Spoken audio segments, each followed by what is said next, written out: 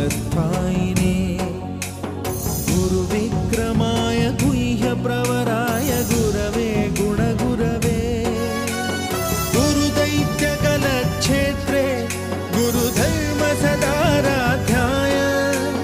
गुरुपुत्रपरित्रात्रे गुरुपाखण्डखण्डकाय